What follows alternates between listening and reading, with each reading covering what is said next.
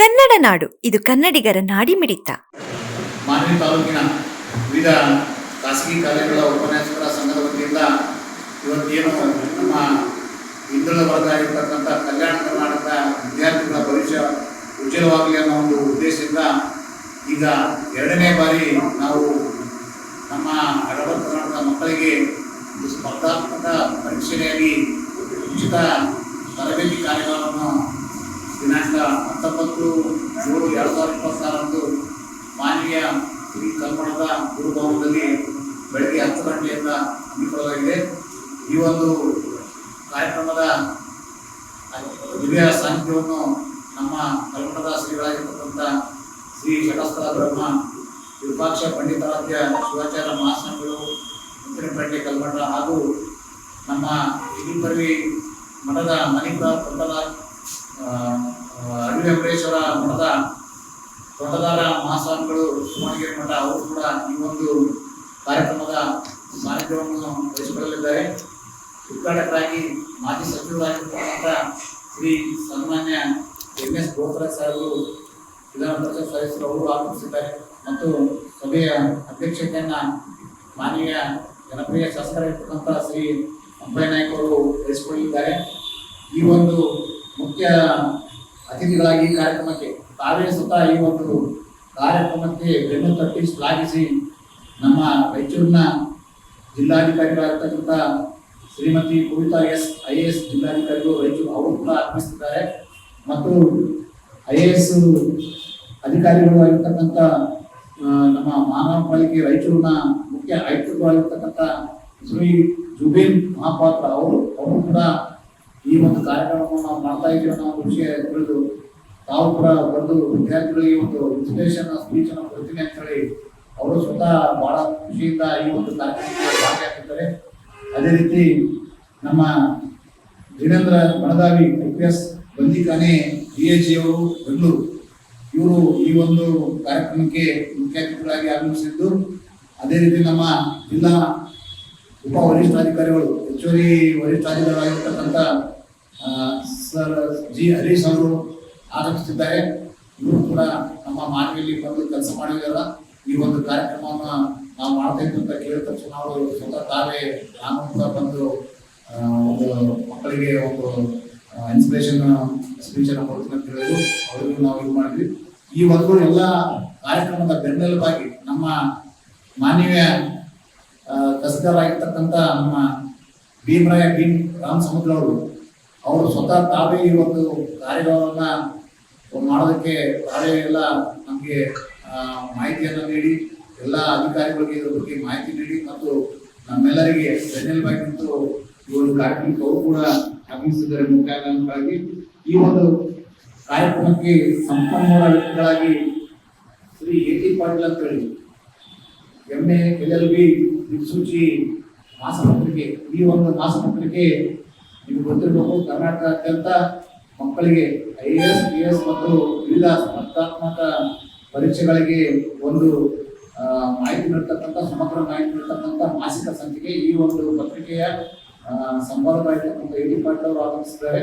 ಅದೇ ರೀತಿ ಶ್ರೀ ನೀತಿ ಸೋಮಶೇಖರ್ ಅರ್ಥಶಾಸ್ತ್ರಜ್ಞರು, ಖ್ಯಾತ ಲೇಖಕರು ಮೈಸೂರು ಅವರು ಕೂಡ ಈ ಒಂದು ಕಾರ್ಯಕ್ರಮಕ್ಕೆ ಆಗಮಿಸಿದ್ದಾರೆ ಮತ್ತು ಶ್ರೀ ಜಗದೀಶ್ ರಾಜರತ್ನ ಅಕಾಡೆಮಿ ಧಾರವಾಡ ಇವರು ಮೂಲ ಸಂಪನ್ಮೂಲ ವ್ಯಕ್ತಿಗಳಾಗಿ ನಾವು ಅವ್ರನ್ನ ಆಯ್ಕೆ ಮಾಡಿದ್ದೀವಿ.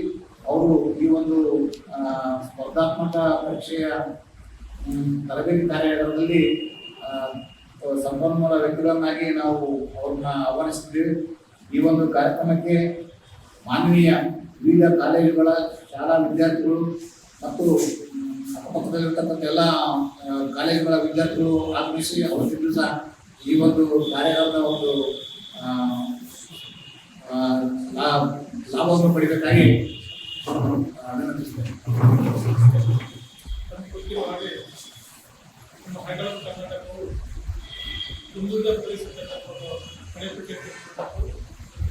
ಅಂತ ಒಂದು ಕಣೆಪಟ್ಟಿಯನ್ನು ವಿದ್ಯಾರ್ಥಿಗೋಸ್ಕರವಾಗಿ ಹಾಗೂ ವಿದ್ಯಾರ್ಥಿಗಳಿಗೆ ಮತ್ತು ಈಗ ತಾನೇ ಪದವಿ ಮುಗಿಸಿರ್ತಕ್ಕಂಥ ಹಲವಾರು ಪದವಿ ವಿದ್ಯಾರ್ಥಿಗಳಿಗೆ ಸ್ಪರ್ಧಾತ್ಮಕ ಪರೀಕ್ಷೆಗಳಿಗೆ ಉಚಿತ ತರಬೇತಿ ಕಾರ್ಯಾಗಾರವನ್ನು ಬರುವ 19/7/2026 26 ಭಾನುವಾರದಂದು ಮಾಲಿಗೆಯಲ್ಲಿ ಇರ್ತಕ್ಕಂಥ ಕಲ್ಮಠದ ಗುರುಭವನದಲ್ಲಿ ಹಮ್ಮಿಕೊಂಡಿರ್ತಕ್ಕಂಥ ವಿಚಾರ.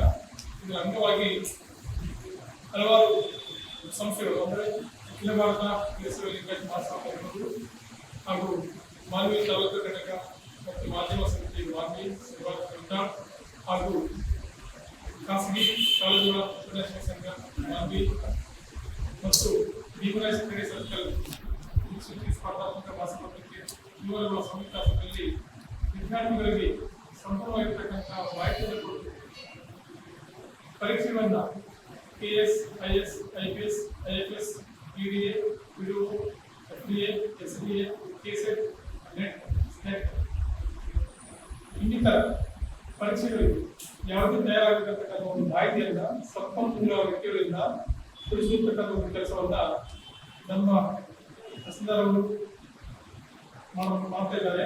ಅದರ ಜೊತೆಗೆ ಏನಂದ್ರೆ ಎಲ್ಲ ಸಹಕಾರದೊಂದಿಗೆ ಅವ್ರ ಉದ್ದೇಶ ಏನಾಗಿದೆ ಅಂತಂದ್ರೆ ಈ ಕಡೆ ಹಲವಾರು ರೈತ ಕುಟುಂಬದಲ್ಲಿದ್ದಂಥ ಮಕ್ಕಳು ಮತ್ತು ಆರ್ಥಿಕವಾಗಿ ಮತ್ತು ಸಾಮಾಜಿಕವಾಗಿ ಹಿಂದುಳಿತಕ್ಕಂಥ ಮಕ್ಕಳಿಗೆ ಶೈಕ್ಷಣಿಕವಾಗಿ ಶಿಕ್ಷಣ ಪಡೆದರೂ ಸಹಿತ ಪರೀಕ್ಷೆಯನ್ನು ಹೇಗೆ ಬರೆಯಬೇಕೆಂದು ಗೊತ್ತಿಲ್ಲ. ಪರೀಕ್ಷೆ ಹೇಗಿರ್ತದೆ ವಿದ್ಯಾರ್ಥಿಗಳಿಗೆ ಭಯ ಇರ್ತದೆ. ಅದಕ್ಕೋಸ್ಕರವಾಗಿ ಅಂತಹ ಭಯ ಮೂಡಿಸೋದಕ್ಕೋಸ್ಕರವಾಗಿ ಮತ್ತು ಪಡೆದಿರ್ತಕ್ಕಂಥ ಪದವಿಯ ಆಧಾರದ ಮೇಲೆ ಸರ್ಕಾರಿ ನೌಕರಿಯನ್ನ ಅಥವಾ ಇನ್ನಿತರ ನೌಕರಿಗಳನ್ನ ಕಂಪನಿಗಳಲ್ಲಿ ಯಾವುದೇ ಪಡ್ಕೊಳ್ಬೇಕು ಮತ್ತು ಏನು ಪ್ರಶ್ನೆ ಮಾಹಿತಿ ಅಂತಂದ್ರೆ ನುರಿತ ಅನುಭವಿ ವ್ಯಕ್ತಿಯವರನ್ನ ಸಂಪನ್ಮೂಲ ಕಲಿಸುವ ಮೂಲಕವಾಗಿ ಈ ವಿದ್ಯಾರ್ಥಿಗಳಿಗೆ ಉಚಿತವಾಗಿ ತರಬೇತಿ ಕೊಡ್ತಕ್ಕಂಥ ಕೆಲಸ ಮಾಡ್ತಾರೆ. ಅದಕ್ಕೋಸ್ಕರವಾಗಿ ಶ್ಲಾಘನೀಯ. ಜೊತೆಯಲ್ಲಿ ಏನಾಗಿದೆಯಪ್ಪ ಅಂತಂದ್ರೆ ನಮ್ಮಲ್ಲಿ ವಿಶೇಷವಾಗಿ ಪಾಠ ಪ್ರವಚನಗಳು ಮಾಡ್ತಕ್ಕಂಥ ಉಪನ್ಯಾಸಕರು ಕೇವಲ ಪಠ್ಯಕ್ರಮದಲ್ಲಿರ್ತಕ್ಕಂಥ ಪಾಠ ಅಂತ ಮಾತ್ರ ಸೀಮಿತರಾಗಿದ್ದಾರೆ ಹೊರತು ಅದರ ಜೊತೆಯಲ್ಲಿ ಕಾಂಪಿಟೇಷನ್ ಬಗ್ಗೆ ಆಗಲಿ, ಕಾಂಪಿಟೇಟಿವ್ ಪತ್ರಿಕೆಗಳ ಬಗ್ಗೆ ಆಗಲಿ ಅಥವಾ ಇರ್ತಕ್ಕಂಥ ಸೌಲಭ್ಯಗಳ ಬಗ್ಗೆ ಆಗಲಿ ತೆರಿಗೆ ಕಡಿಮೆ ಇರ್ತಕ್ಕಂಥದ್ದು. ಅದರ ಜೊತೆ ಏನಪ್ಪಾ ಅಂತಂದ್ರೆ ವ್ಯಕ್ತಿತ್ವ ನಿರ್ಮಾಣ ಮಾಡತಕ್ಕಂಥ ಒಂದು ತರಬೇತಿಯನ್ನು ಕೊಡಬೇಕಾಗಿರ್ತಕ್ಕಂಥದ್ದು. ನಮ್ಮ ಉಪನ್ಯಾಸಕರು ವಿಚಾರ ಮಾಡ್ತಿದ್ದೇವೆ. ಏನಪ್ಪ ಅಂತಂದ್ರೆ ವಿದ್ಯಾರ್ಥಿಗಳಿಗೆ ತರಬೇತಿ ಕೊಡುವುದಕ್ಕೆ ಮುಂಚಿತವಾಗಿ ನಾವು ನಮ್ಮ ಉಪನ್ಯಾಸಕರು ತರಬೇತಿ ಕೊಡಬೇಕಾಗಿರ್ತದೆ. ಯಾಕೆ ಅಂತಂದ್ರೆ ಪದವಿ ಮುಗಿಸಿರ್ತಾರೆ, PG ಮುಗಿಸಿರ್ತಾರೆ, ಶಿಕ್ಷಕರಾಗಿಯೋ ಉಪನ್ಯಾಸಕರಾಗಿ ಕೆಲಸ ಮಾಡ್ತಾ ಸಂದರ್ಭದಲ್ಲಿ ನಾವು ಯಾವ ರೀತಿ ಶಿಕ್ಷಕರಾಗಿದ್ದೇವೆ, ನಮ್ಮ ಕೆಲಸಗಳೇನು, ನಮ್ಮ ಕರ್ತವ್ಯಗಳೇನು ಮತ್ತು ನಾವು ಹೇಗೆ ವಿದ್ಯಾರ್ಥಿಗಳಿಗೆ ಕನ್ವಿನ್ಸ್ ಆಗಬೇಕಂತ ಪಾಠ ಮಾಡೋದು ಗೊತ್ತಿರೋದಿಲ್ಲ. ಹಾಗಾಗಿ ಅದನ್ನು ಕೂಡ ನಮ್ಮ ಮೂವತ್ತರಲ್ಲಿ ಅದನ್ನು ಮಾಡ್ಕೊಳ್ಳೋದ್ರ ಮೂಲಕವಾಗಿ ಒಬ್ಬ ಶಿಕ್ಷಕರಾಗಿರ್ತಕ್ಕಂಥ ವ್ಯಕ್ತಿ, ಉಪನ್ಯಾಸಕರಾಗಿರ್ತಕ್ಕಂಥ ವ್ಯಕ್ತಿ ತನ್ನ ಕೆಲಸ ಕಾರ್ಯಗಳು ಸಬ್ಜೆಕ್ಟ್ ಬಿಟ್ಟು ಅದನ್ನ ನಾವು ಒಪ್ಪಿಡಪ್ಪ ಅಂತಂದ್ರೆ ನಾವು ಯಾವ ರೀತಿ ಮಕ್ಕಳಿಗೆ ಕೆಲಸ ಮಾಡಬೇಕಾಗುತ್ತೆ. ಇವತ್ತು ಕೇವಲ ಪಾಠ ಮಾಡೋದು ಮಾತ್ರ ನಮ್ಮ ಕೆಲಸ ಅಲ್ಲ, ವಿದ್ಯಾರ್ಥಿಯ ಮಾನಸಿಕ ಸ್ಥಿತಿಗೆ ಅರ್ಥ ಮಾಡ್ಕೊಳ್ತಾರೆ. ಅವರಿಗೆ ಯಾವ ರೀತಿಯಾಗಿದ್ದಂತ ಉದಾಹರಣೆ ಕೊಟ್ಟರೆ ಅರ್ಥ ಮಾಡ್ಕೊಳ್ಬೇಕಾಗಿತ್ತು. ಆಮೇಲೆ ಏನಪ್ಪ ಅಂತಂದ್ರೆ ಅವರ IQ ಲೆವೆಲ್ಗೆ ತಕ್ಕಂತೆ ವೃತ್ತಾಂತಗಳನ್ನು ನೀಡುವುದರಿಗೆ ನಾವು ಪಾಠ ಬೋಧನೆ ಮಾಡಿದ್ರೆ ಸುಲಭವಾಗಿ ಅರ್ಥ ಮಾಡ್ಕೊಳ್ಬೇಕು. ಇದೊಂದೇನಂತಂದ್ರೆ ಸ್ಪರ್ಧೆಯನ್ನು ನಾವು ಸ್ಪರ್ಧಾತ್ಮಕ ಪರೀಕ್ಷೆ ನಡೆಸಿದ್ದೇವಪ್ಪ ಅಂತಂದ್ರೆ ಬೆಂಗಳೂರಿನ ವಿದ್ಯಾರ್ಥಿಗಳು, ಡೆಲ್ಲಿಯ ವಿದ್ಯಾರ್ಥಿಗಳು, ಮಾಲಿನ್ಯ ವಿದ್ಯಾರ್ಥಿಗಳು ಒಂದೇ ಪ್ರಶ್ನೆ. ಸೊ ಆ ಲೆವೆಲ್ ಅಲ್ಲಿ ನಾವು ವಿದ್ಯಾರ್ಥಿಗಳನ್ನು ತಯಾರಿಸಬೇಕಾಗಿತ್ತಪ್ಪ ಅಂತಂದ್ರೆ ಶಿಕ್ಷಕರಾಗಿರ್ತಕ್ಕಂಥವ್ರು ಬಿಫೋರ್ ಆಗಿರೋದ ಚೆನ್ನಾಗಿ ಅಧ್ಯಯನ ಮಾಡ್ಕೊಂಡಿರ್ತಾರೆ, ಪಾಠ ಬೋಧನೆ ಮಾಡಿರ್ತಕ್ಕಂಥ ನಮ್ಮ ವಿದ್ಯಾರ್ಥಿಗಳು ಕಾಂಪಿಟೇಷನ್ ಮಾಡೋದಕ್ಕೆ ಈ ಒಂದು ಉಚಿತ ಕಾರ್ಯಾಗಾರ ಎಲ್ಲ ಸುತ್ತಮುತ್ತಲಿನ ಹಳ್ಳಿಯ ವಿದ್ಯಾರ್ಥಿಗಳು, ಪದವಿಗೆ ಮುಗಿಸಿರ್ತಕ್ಕಂಥವ್ರು, ಓದಿರ್ತಕ್ಕಂಥವ್ರು ಹಾಗೂ ಉಪನ್ಯಾಸ ಬಂದಿದ್ದು ಸೌಲಭ್ಯ ಪಡಿಸುವುದರ ಜೊತೆಗೆ ಎಲ್ಲೂ ಹೆಚ್ಚಿನ ಮಟ್ಟಿಗೆ ಮಾಹಿತಿಯನ್ನು ಕೊಡುವುದಕ್ಕೆ ಹಲವಾರು ವಿದ್ಯಾರ್ಥಿಗಳು ಸೌಲಭ್ಯ ಪಡ್ಕೊಳ್ಳಬೇಕಂತ ಹೇಳ್ಬಿಟ್ಟು ಈ ಮೂಲಕ ನಾನು ಖಾಸಗಿ ಕಾಲೇಜುಗಳ ಉಪನ್ಯಾಸ ಸಂಘದ ವತಿಯಿಂದ ಎಲ್ಲರಿಗೂ ಮನವಿ ಮಾಡಿಕೊಳ್ತೀನಿ. ಧನ್ಯವಾದಗಳು. ಸಮಗ್ರ ಸುದ್ದಿಗಳಿಗಾಗಿ ತಪ್ಪದೆ ನೋಡಿ ಕನ್ನಡ ನಾಡು ವಾಹಿನಿ. ಸಬ್ಸ್ಕ್ರೈಬ್ ಮಾಡಿಕೊಳ್ಳಲು ಕೂಡಲೇ ಪಕ್ಕದಲ್ಲಿ ಕಾಣುವ ಬೆಲ್ ಐಕಾನ್ ಕ್ಲಿಕ್ ಮಾಡಿ ನೋಟಿಫಿಕೇಶನ್ ಪಡೆಯಿರಿ.